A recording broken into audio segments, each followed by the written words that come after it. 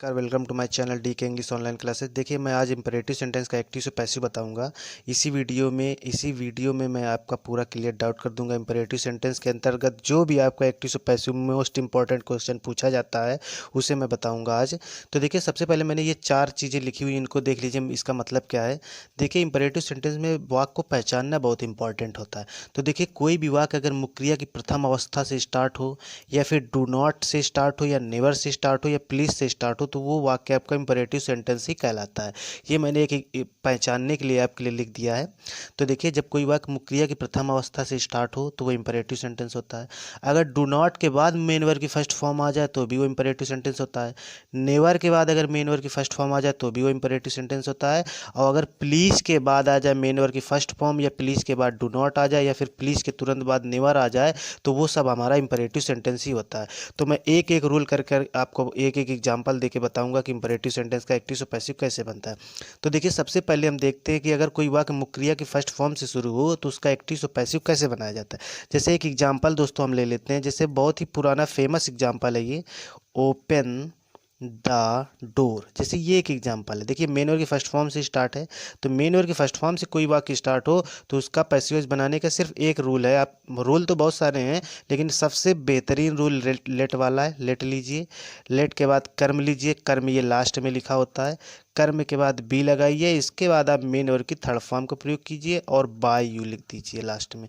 देखिए, bye you आप लिखो या नहीं लिखो, क्योंकि इंपरेटिव सेंटेंस में कर्ता तो होते नहीं है, कर्ता यू होता है, वो भी छिपा होता है। तो आप बाय यू यहाँ पर लिख भी सकते हैं, और चाहें तो आप मेन वर्ब की थर्ड फॉर्म से भी वाक्य को छोड़ सकते हैं।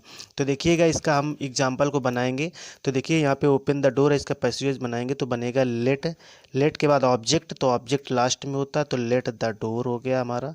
इसके बाद बी, फिर मेन वर्ब की थर्ड फॉर्म, तो ओपन का थर्ड फॉर्म हो जाएगा दोस्तों हमारा ओपेंड। और इसके बाद क्या हो जाएगा, ये बायू से हम वैसे ही छाप देंगे। तो बहुत ही ईजी है, बिल्कुल कठिन नहीं है। एक्टिव पैसिव इंपरेटिव सेंटेंस का बहुत ही ईजी है। बस मैं आपको एक बार रूल बता देता हूँ ताकि आपका रिवाइजेशन अच्छे से हो जाएगा, क्योंकि बोर्ड परीक्षाओं में revision is the most important work for board exam. तो देखिएगा, आगे ये एक हमारा हो गया मेन वर्ब की फर्स्ट फॉर्म से। दोस्तों, कोई भी ऐसा वाक्य मिले तो आप यही रूल लगाइएगा। देखिए, एक और मैं आपको मोस्ट इंपॉर्टेंट एग्जाम्पल देता हूँ। जैसे यहाँ पे लिखा है, tell him to wait here. जैसे मान लो एक ये एग्जाम्पल, इस टाइप का एग्जाम्पल आ जाता है, तो आप उसका एक्टिव स्पेसिफिक कैसे बनाएंगे। तो देखिए, जब कोई वाक्य टू से लगा के इधर लिखा हो तो उसको हम बिल्कुल नहीं छूते हैं, उसको सेम जैसे लिखा है वैसे ही लिखा है। हमारा मेन वाक्य है दोस्तों ये, टेल हिम, तो इतने का हम केवल एक्टिव पैसिव बनाएंगे। तो वही लेट वाला रूल लगा देंगे, यही वाला। तो देखिएगा, लेट, लेट के बाद ऑब्जेक्ट तो हिम। अब देखिए, यहाँ पर इंपरेटिव सेंटेंस में आप ऐसा मत करना कि हिम का ही करने लगो, मी का आई। इंपरेटिव सेंटेंस में जो केस होता है वो सेम वही रहता है, ठीक है। तो लेट के बाद ऑब्जेक्ट, ऑब्जेक्ट के बाद बी, बी के बाद मेन वर्ब की थर्ड फॉर्म, तो टोल्ड हो जाएगा।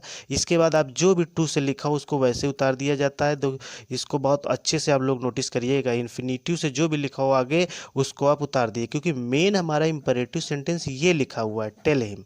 तो आप आगे जो भी लिखा है उसमें कोई दिक्कत नहीं होनी चाहिए, आपको वैसे उतार देना है। तो इस टाइप का क्वेश्चन आपका इंटरमीडिएट में बहुत ही ज़्यादा पूछा जाता है, हाई स्कूल के लिए भी इंपॉर्टेंट है, क्योंकि हाई स्कूल इंटर दोनों में एक्टिव पैसिव डायरेक्ट इनडायरेक्ट ये जो चीज़ें हैं ये मतलब दोनों क्लासों में हैं। तो ये देखिए, आपके दो एग्जाम्पल हो गए मेन वर्ब की फर्स्ट फॉर्म से शुरू होने वाले।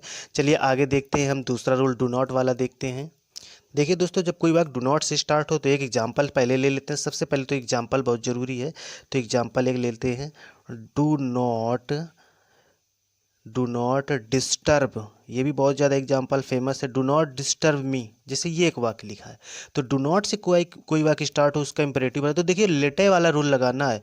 थोड़ा सा बस आपको चेंजमेंट है, लेट, लेट के बाद कर्म, कर्म के बाद नॉट बी हो जाता है। इसके बाद मेन वर्ब की थर्ड फॉर्म आती है। बाय यू आप लगाओ या ना लगाओ, उससे कोई दिक्कत नहीं है। तो देखिए, रूल सेम वही है। अगर वाक्य डू नॉट से स्टार्ट हो तो बी के पहले नॉट आ जाता है। अगर वाक्य यहाँ नेवर से स्टार्ट होता है तो बी के पहले नेवर हो जाता है। रूल पहला ही है जो मैंने मेन वर्ब की फर्स्ट फॉर्म वाला बताया अभी। तो देखिएगा, इसमें रखते हैं हम, तो लेट, लेट के बाद कर्म, तो ये मी कर्म है तो मी आ गया। इसके बाद नॉट बी, तो नॉट बी हो गया। फिर मेन वर्ब की थर्ड फॉर्म, तो डिस्टर्ब है मेन वर्ब, तो इसकी थर्ड फॉर्म बनाएगी तो क्या बन जाएगी, डिस्टर्ब्ड। और दोस्तों हमेशा याद रखना आप लोग मेन वर्ब की थर्ड फॉर्म बहुत अच्छे से लर्न रखना। तो ये देखिए हो गया, बहुत ही सरल है। अगर आपको पहला रूल आ गया तो आपको पूरा इंपेरेटिव सेंटेंस का डायरेक्ट से इनडायरेक्ट सॉरी एक्टिव से पैसिव समझ में आ जाएगा। तो देखिएगा ये आपके दो आपके रूल हो गए, डू नॉट वाला भी हो गया। इसके बाद बिल्कुल सेम नेवर वाला भी ऐसे ही है, बस बी के पहले नेवर लग जाएगा, रूल सेम वही है। तो देखिएगा उसको भी देख लेते हैं एक एग्जाम्पल। तो देखिए मैं इसी जगह आपको बता देता हूँ एग्जाम्पल उसका। जैसे मान लो लिखा है यहाँ पे नेवर इंसल्ट द पुअर। जैसे मान लो ये सेंटेंस आ जाए आपका नेवर वाला वाक्य, यहाँ से मान लो आ जाए नेवर इंसल्ट द पुअर, तो रूल सेम वही है, लेट लीजिए, लेट के बाद कर्म तो हो जाएगा द पुअर। इसके बाद कर्म के बाद नेवर भी आ जाएगा। देखो डू नॉट हो तो नॉट भी लगाते हैं, नेवर से स्टार्ट होता है तो बी के पहले नेवर हो जाता है, तो नेवर बी। और इसके बाद मेन और की थर्ड फॉर्म, तो इंसल्ट का क्या हो जाएगा, इंसल्टेड हो जाएगा। बस हो गया आपका, बहुत ही ईजी है। पहला रूल आ गया तो सारा आ जाएगा आपको। बस डू नॉट वाले में नॉट भी होता है उसी रूल में, और नेवर वाले वाक्य में नेवर भी हो जाता है। और रूल सेम पहला ही है, जो मेन वर्ब की फर्स्ट फॉर्म से वाक्य स्टार्ट होता है, जो मैंने अभी बताया था, सेम वही रूल है। आगे चलिए बढ़ते हैं हम प्लीज़ वाले वाक्य के लिए। प्लीज़ में क्या क्या कंडीशन अप्लाई होंगी उनको देख लेते हैं। देखिए दोस्तों, अगर कोई वाक्य प्लीज़ से स्टार्ट हो तो क्या करना होता है, बहुत ईजी है, वेरी वेरी वेरी सिंपल। देखिएगा प्लीज़ की जगह यू आर रिक्वेस्टेड टू केवल आप लिख दीजिए, यू आर रिक्वेस्टेड टू। अगर कोई वाक्य प्लीज़ से स्टार्ट हो तो आप प्लीज़ को हटा दीजिए, प्लीज़ की जगह ये लिख दीजिए, बस आपका पैसिवाइज बन गया। जैसे एक एग्जांपल ले लेते हैं, जैसे लिखा है यहाँ पे प्लीज़ हेल्प द पुअर। जैसे मान लो ये एक वाक्य, कोई भी वाक्य लिखा उससे हमें मतलब नहीं, हमें रूल से मतलब है। देखिए प्लीज़ से वाक्य स्टार्ट मिले और पैसेज बनाने को कहे तो प्लीज़ की जगह आप यू आर रिक्वेस्टेड टू लिखिए। तो इसका आंसर क्या बनेगा, इसका आंसर बनेगा you are requested to help the poor. बस आपका एग्जाम्पल पूरा सॉल्व हो चुका है।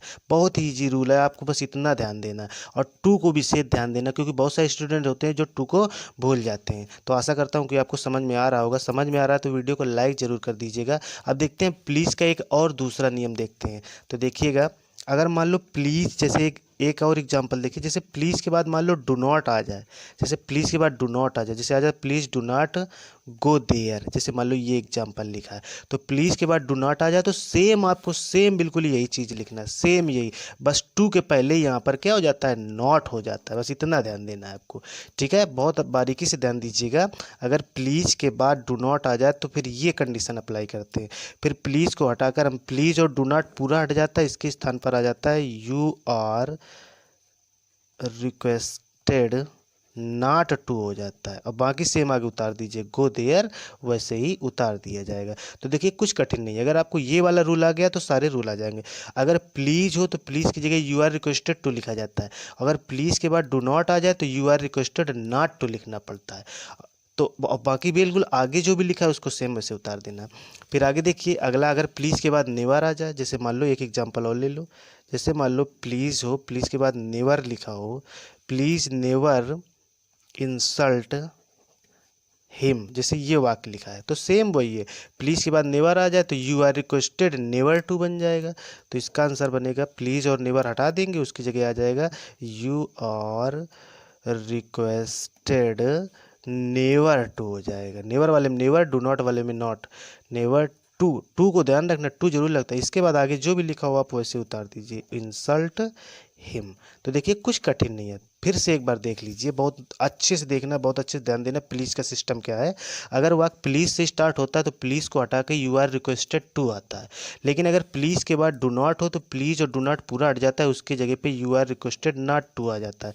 अगर प्लीज़ के बाद नेवर हो तो प्लीज़ और नेवर दोनों हट जाते हैं, उसकी जगह आ जाता है you are requested never to. तो दोस्तों आशा करता हूँ कि वीडियो आपको समझ में आ गया होगा। अगर समझ में आया तो लाइक करते हुए चैनल को सब्सक्राइब जरूर कीजिएगा। धन्यवाद।